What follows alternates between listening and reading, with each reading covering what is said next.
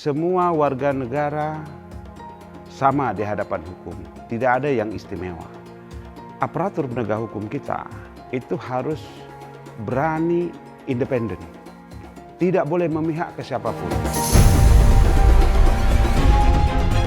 Ketika masyarakat sudah tidak percaya kepada institusi penegak hukum, tunggu kekacauan di Republik ini akan terjadi. Tetapi yang menjadi persoalan kita sekarang ini bukan asli dan tidaknya ijazah Jokowi. Apakah nanti proses penegakan hukum ini akan independen, akan benar atau tidak?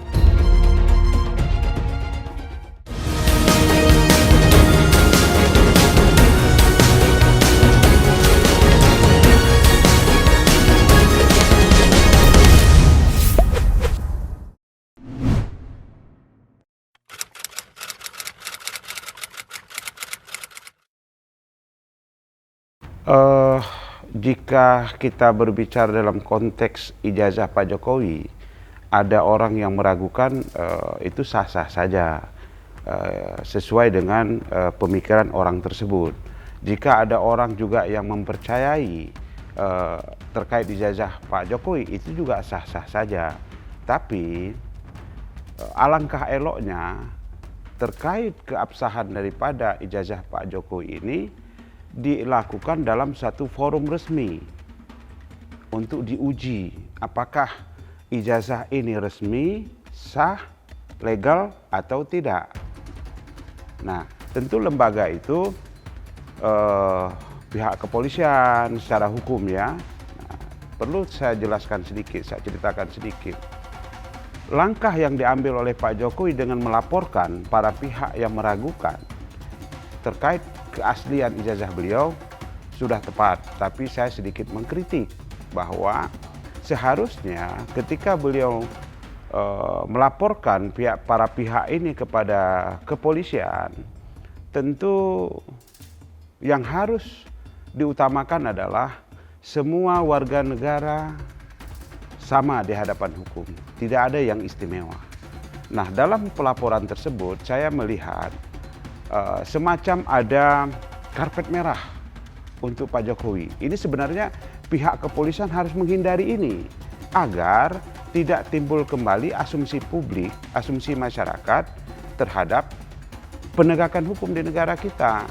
Kalau seandainya secara hukum setelah dilakukan proses oleh pihak kepolisian juga sudah dilakukan uji forensik secara independen, benar oleh pihak kepolisian, tapi karena cara menerima Pak Jokowi tadi seolah-olah diistimewakan sehingga masyarakat ini nantinya timbul ketidakpercayaan kepada institusi kepolisian.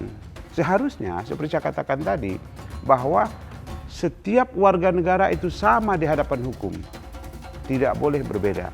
Mau dia tukang becak, mau dia mantan presiden, mau dia mantan aparatur penegak hukum lainnya, itu sama.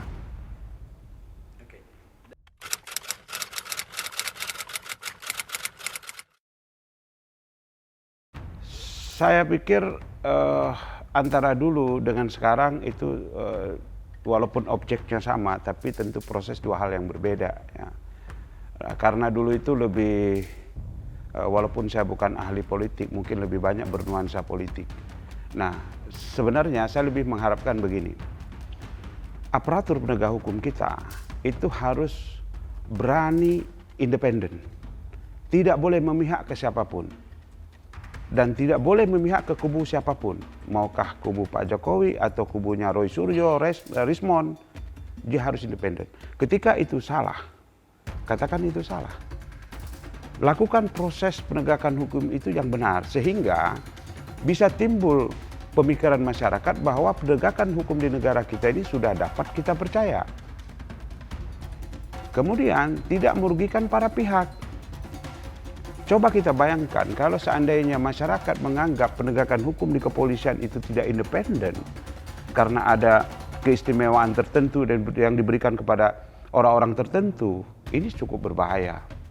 Ketika masyarakat sudah tidak percaya kepada institusi penegak hukum, tunggu kekacauan di Republik ini akan terjadi.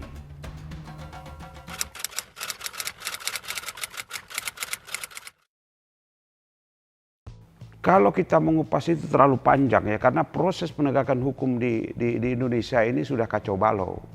Kita bisa melihat bagaimana seorang pimpinan KPK kena masalah hukum, penyidik kena masalah hukum, hakim kena masalah hukum, jaksa kena masalah hukum, pengacara kena masalah hukum. Jadi masyarakat tidak akan pernah mudah mempercayai kembali aparatur penegak hukum apabila orang-orang yang ditempatkan dalam melakukan penegakan hukum ini tidak independen, tidak berjiwa fiat justitia ruat colum. Jadi walaupun langit runtuh, keadilan itu harus ditegakkan.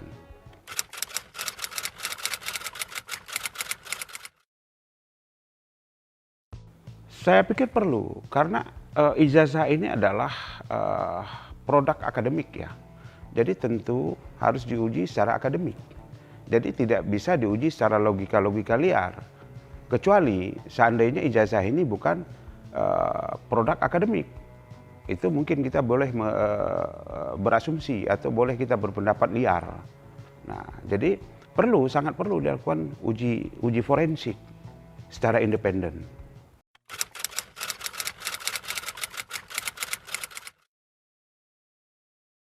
Kalau meragukan itu hak setiap orang ya. Seperti saya katakan tadi, tidak semua orang itu harus percaya dengan A. Atau tidak semua orang harus tidak percaya dengan A. Itu hak daripada setiap manusia. Tapi alangkah eloknya apabila jika timbul keraguan dari sebagian kelompok, itu dilakukan dengan cara-cara akademik. Supaya melahirkan hasil yang akademik pula. Kemudian timbul kepercayaan di masyarakat bahwa persoalan ini sudah dilakukan dengan cara-cara yang benar. Nah, tetapi yang menjadi persoalan kita sekarang ini bukan, kalau menurut saya ya, bukan terkait asli dan tidaknya ijazah Jokowi. Ada yang lebih ini daripada itu. Penegakan hukum kita ini bisa benar tidak? Itu sebenarnya yang saya sebagai orang hukum akan bertanya dalam diri saya sendiri. Apakah nanti proses penegakan hukum ini akan independen, akan benar atau tidak? Nah, kalau kita melihat fenomena selama ini terjadi, mungkin tanda petik ya, banyak masyarakat itu meragukan itu. Tapi kita juga tidak boleh menghakimi bahwa penegak hukum itu tidak benar. Tentu kita coba untuk percaya apa yang sudah terjadi selama ini, aparat penegak hukum bisa meluruskan. Sehingga para penegak hukum ini berada pada koridor yang pas, kembali kepada fungsinya sebagai aparatur penegak hukum.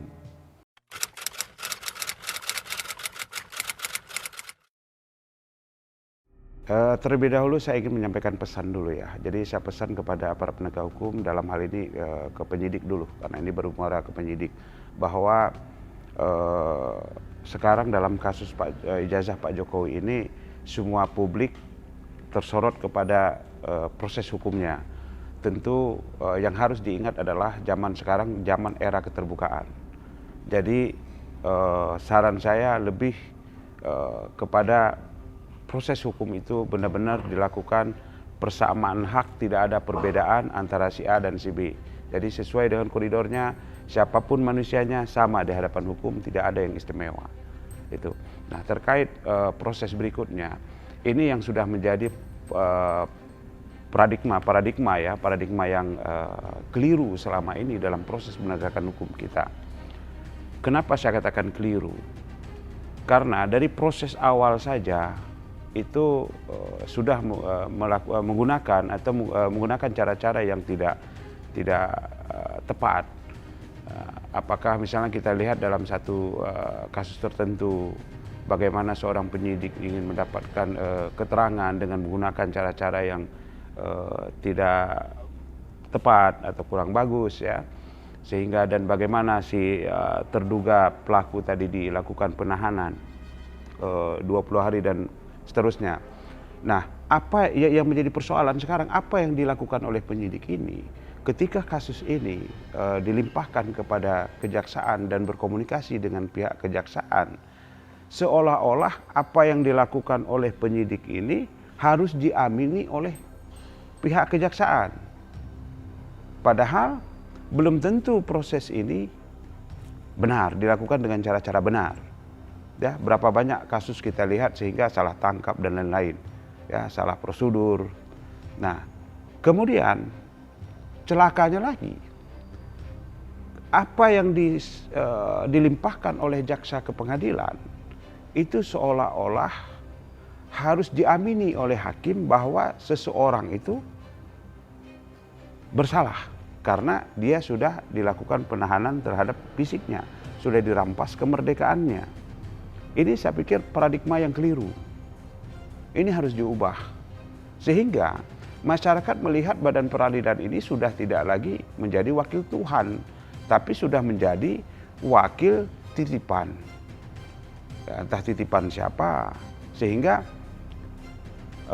masyarakat sudah melihat peradilan ini semacam, makanya banyak kita dengar itu, entah peradilan sesat lah, entah itulah.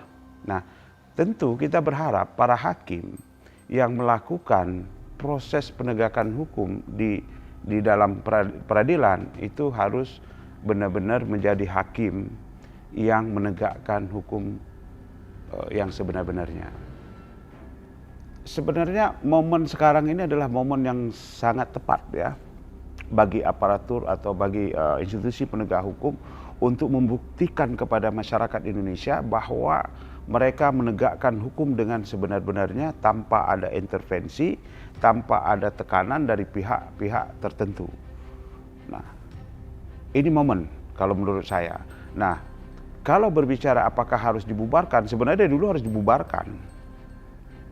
Karena kenapa? Berapa banyak hakim melakukan korupsi, berapa banyak pengacara yang ini, berapa banyak jaksa yang ini yang tanda petik oknum atau nakal, tak apalah istilahnya ya. Begitu juga dari pihak penyidik kepolisian. Itu karena akibat sudah terlalu banyak sehingga masyarakat itu sudah tidak percaya. Ini yang menjadi masalah ini yang menjadi problem sehingga nanti apa? Ini akan menjadi bom waktu. Dan ini sangat berbahaya ketika masyarakat sudah tidak percaya lagi kepada para penegak hukum. Ini sangat berbahaya untuk sebuah negara.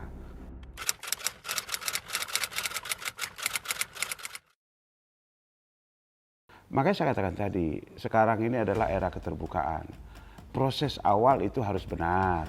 Misalnya proses di tingkat penyidikan, dilakukan dengan transparan, dengan terbuka. Disampaikan terbuka kepada masyarakat.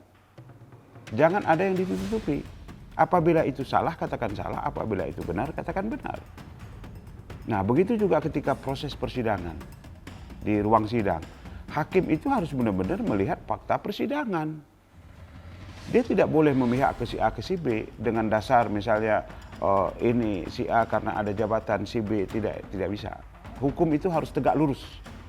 Tidak boleh memihak kepada siapapun termasuk kepada penguasa. Nah, tentu untuk menghasilkan hasil yang baik, pihak penyidik bisa dengan cara melibatkan pihak lain, pihak luar, ya, pihak luar yang di luar tekanan dan pengaruh siapapun, untuk sama-sama melakukan uji forensik. Dan prosesnya harus dibuka kepada publik untuk supaya masyarakat ini percaya kepada langkah-langkah atau tindakan-tindakan yang diambil oleh pihak penyidik. Saya melihat begini, tentu kalau kita mengupas hukum, tidak bisa kita mengupas hukum saja. Kalau kepingin mengubah negara ini, itu semua stakeholder, semua para ahli-ahli di bidangnya, itu harus duduk untuk membahas konteks ke depannya yang lebih baik. Contoh misalnya, kenapa penegakan hukum sekarang seperti ini? Ya kan gitu. Karena proses awal, kita mulai dari politik saja, itu sudah tidak benar. Kenapa saya mengatakan tidak benar? Berapa banyak ketika kita lihat musim pilkada, musim macam-macam, musim duren ya kan. Nah, jadi orang itu menghambur-hamburkan uang untuk mendapat suara. itu bukan jadi rahasia umum, bukan hal yang tabu lagi. Itu terjadi. Nah, proses itu akan berakibat kepada hal yang lain. Contoh misalnya, saya jadi bupati harus mengeluarkan uang 20 miliar. Dari mana saya dapat uang? Nanti ketika saya menempatkan seseorang di jabatan tertentu, tentu saya setoran. Itu sudah menjadi rahasia umum, bukan hal yang tabu. Nah, setelah itu kita katakan si A jadi memimpin lembaga penegakan hukum ini, si B memimpin lembaga penegakan hukum ini. Bagaimana dia bisa menegakkan hukum yang benar? Sementara dia untuk menduduki jabatan itu harus mengeluarkan kos yang tinggi. Makanya untuk membuat hukum ini benar, harus semua leading sektor kita bikin benar. Proses politiknya benar dan lain-lain benar.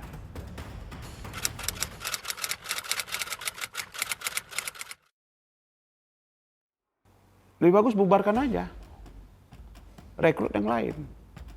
Kalau enggak, pangkas sekian generasi yang sudah terkontaminasi.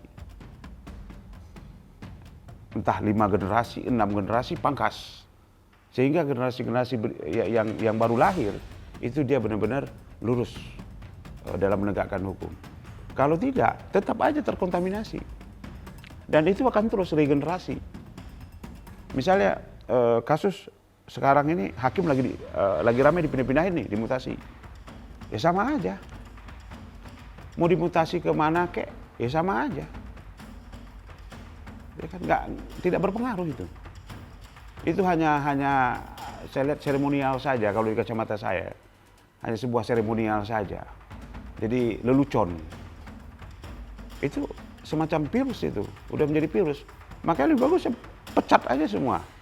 Kalau Pak Prabowo berani, pecat itu hakim-hakim, rekrut yang lain. Masih banyak kok orang Indonesia yang mau menegakkan hukum yang benar, yang baik. Kenapa harus tergantungan kepada segelintir orang, berapa orang sih mereka? Itu, pengacara juga begitu. Kalau pengacara nggak benar, ya udah, ini aja. Saya masih ingat kalimat seorang kiai, saya lupa nama kiai siapa. Termasuk mungkin Amin Rais ya. Jadi kalau kita di Indonesia ini, kalau kita masuk dalam lingkaran setan, kita jadi setan. Memang itu realita begitu. Realita begitu. Jadi kalau kita masuk ke malaikat, kita jadi malaikat. Nah sekarang ini untuk jadi malaikat susah karena nggak kelihatan. Yang kelihatan itu setan berwujud manusia yang banyak.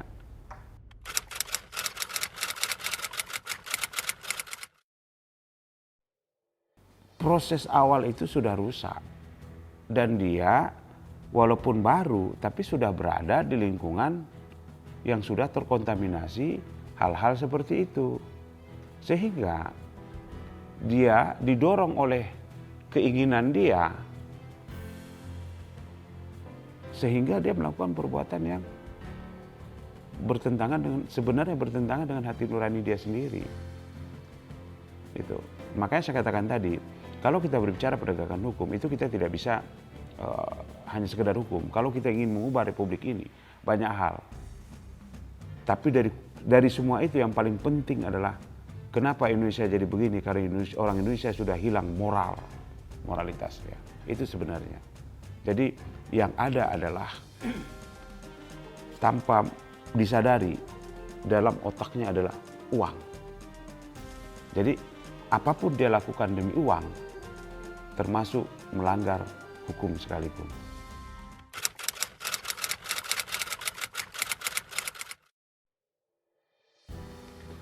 Kan instrumen penegakan hukum di Indonesia kan sudah ada laboratorium forensik, ya diuji. Kan laboratorium forensik itu sudah menggunakan alat-alat yang canggih, alat-alat yang ya cukup hebat lah kalau menurut saya ya, walaupun saya tidak ahli dalam teknologi ya. Ya, kalau dilakukan dengan cara yang benar, pasti publik akan percaya. Dan kemudian jangan ada yang ditutupi, harus terbuka, harus transparan. Ini bagaimana publik akan percaya kalau seandainya dilakukan dengan cara-cara tidak transparan.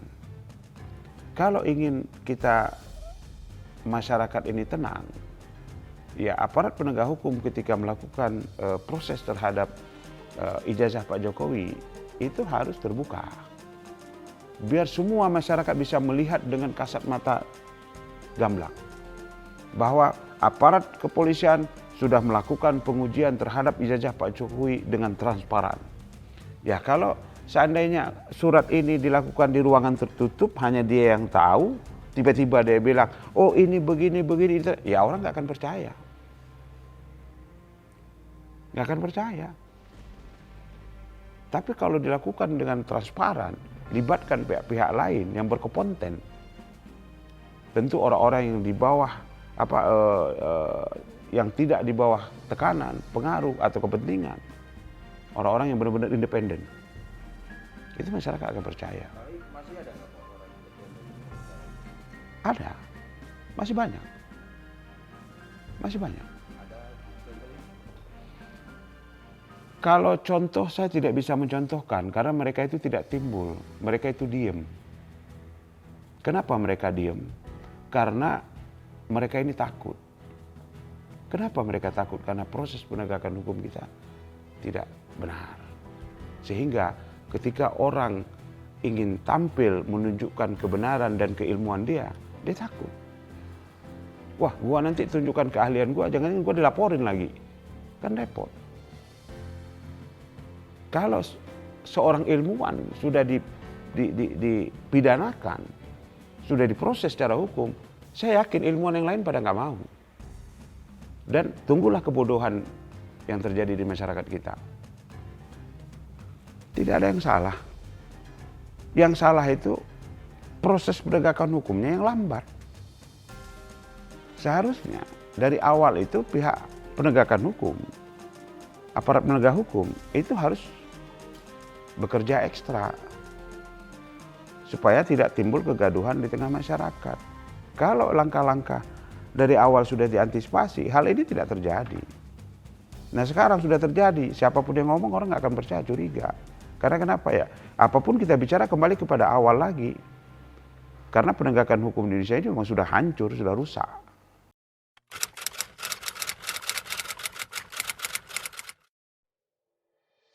Pertama, lakukanlah proses itu secara transparan dan terbuka.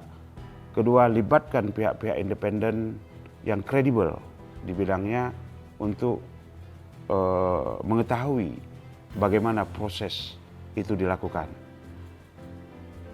Yang ketiga, lakukan penegakan hukum itu dengan independen, terbuka. Saya sulit untuk menyampaikan karena seperti saya katakan tadi, proses penegakan hukum kita ini udah rusak. Jadi masyarakat itu sulit mempercayai siapa. Baik dia pengacara, dia penyidik, dia jaksa, dia hakim, udah rusak. Jadi untuk mengembalikan citra rusak itu menjadi baik, cara satu-satunya adalah tegakkan hukum itu dengan benar sekalipun langit ini runtuh.